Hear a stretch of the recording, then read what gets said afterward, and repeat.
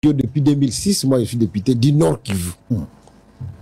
Donc s'il y a des gens qui ont connu la guerre, pour ne pas dire qui ont fait la guerre, je suis parmi. La guerre, c'est pas quelque chose de facile. Hein? Les Akanangoli s'est quitté. Les Akafilm à remboté. Donc c'est quelque chose qui se prépare pendant longtemps. Dans cette région-là, Kagame a décidé de déstabiliser, j'allais dire le Congo, mais je préfère bien dire de déstabiliser fortement le régime de Tshisekedi. Et il s'est peut-être mieux préparé que nous, il faut le reconnaître, puisque nous ne nous attendions pas à ça. Pendant la campagne, il s'est passé ce qui s'est passé. Mais jusqu'à présent, le président se comporte très bien. Puisque le président a décidé de dire que cette guerre, on ne va pas la terminer comme les autres guerres. Et vous le savez, en 2017, on avait la guerre du CNDP. On l'a terminé par l'accord du 23 mars. Avec l'accord du 23 mars, Bosco Taganda est devenu le numéro 2 de la région militaire à Goma. Ça veut dire, à des termes très clairs, le Rwanda a établi à la République démocratique du Congo, depuis 1996, des couloirs. Le premier, ça s'appelle les couloirs sécuritaires, et le deuxième, ça s'appelle les couloirs économiques.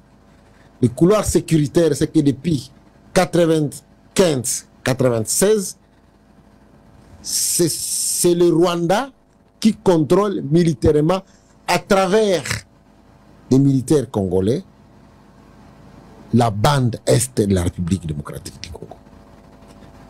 À se créer lui-même ce qu'il appelle les couloirs militaires à l'intérieur de la RDC. Ça veut dire que pour que un ennemi entre au Rwanda, il doit déjà affronter les Rwandais au Congo. C'est ça la notion du couloir.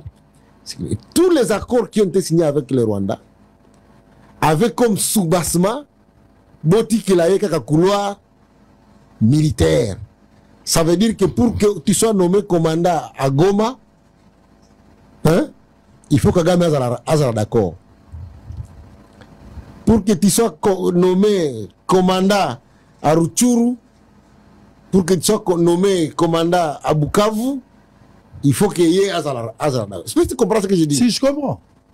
Et ce sont les accords qu'on a signés avec les CNDP, les accords du 23 mars, les actes d'engagement, les accords du 23 mars, qui ont abouti à l'intégration accélérée à ce qu'on a appelé le mixage ou le brassage, n'avaient que comme objectif que dans cette partie-là, le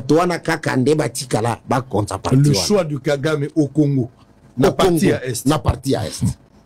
Ce qu'il appelle lui-même, il l'a dit il y a 3 jours, sa zone d'influence.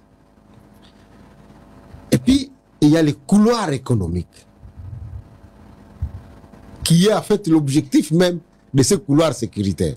En fait, il veut contrôler militairement les couloirs de l'Est pour s'approvisionner. Aujourd'hui, le Rwanda produit plus d'or que nous.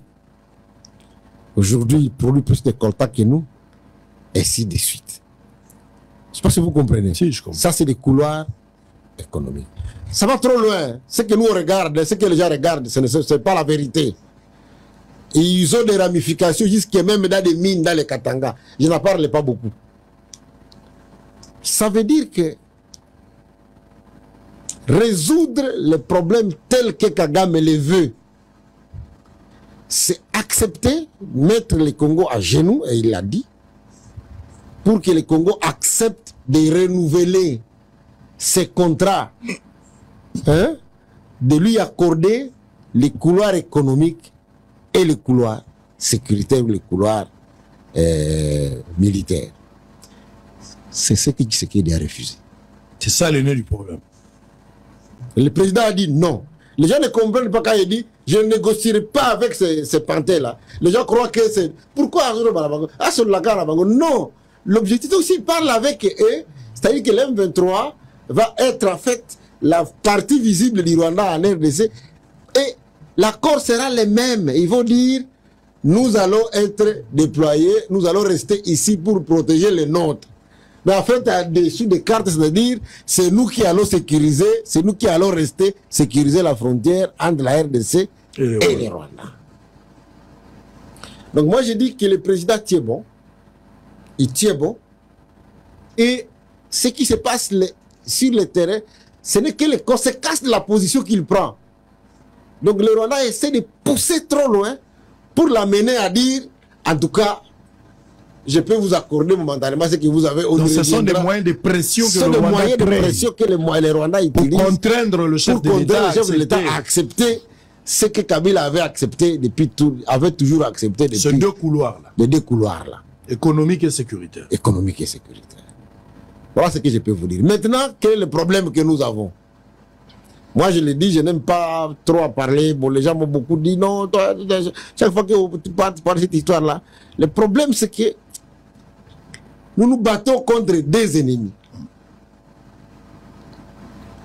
L'ennemi visible, qui est l'armée rwandaise avec les quelques officiers qu'ils ont recrutés, qu'ils appellent M23 ou AFC, je ne sais pas. Et les agents invisibles qui sont à l'intérieur de notre armée et qui travaillent pour les Rwandais. Qui ne sont pas forcément les gens que vous croyez. Puisque ici, nous, quand on voit quelqu'un d'origine rwandaise, on croit que automatiquement c'est lui, l'agent de... Non, si vous comprenez. De Kagame. Ce ne sont pas forcément les gens que vous croyez. C'est d'autres personnes qui ont été placées à des fonctions, qui ont été commissionnés à des grades, qui ont été nommés généraux par l'entremise de qui? Du Rwanda, qui sont dans notre armée. Ils ont été portés par le Rwanda. Pour devenir ce qu'ils sont. Et donc, ils sont toujours au service du Rwanda. Et c'est une équation très compliquée à régler. Puisque tout ce que vous planifiez, c'est connu d'avance par l'adversaire. Ajoutez maintenant à cela notre plus grande faiblesse, l'immoralité. L'immoralité, quand ça entre dans quand je parle de l'immoralité, c'est la recherche effrénée de l'argent. Les gens sont prêts à tout pour avoir de l'argent. L'immoralité. Batindi au kende kosomba masasi, au lieu somba 50 boîtes, au sombi 5 boîtes. Hein? Batunio, le nombre de gens qui sont dans ton unité, au lobby baza 100 pour que vous mongo, alors que baza 10. Est-ce que vous comprenez? Donc quand vous combinez à l'immoralité, que je dois avouer, on n'a pas encore réussi à régler. Mais le président fait tout pour arriver à régler cette question. C'est pour cela que vous voyez qu'il y a des progrès. Maintenant, quelle est la situation actuelle? La situation actuelle, c'est que depuis l'échec de Luanda, il y a une intensification des combats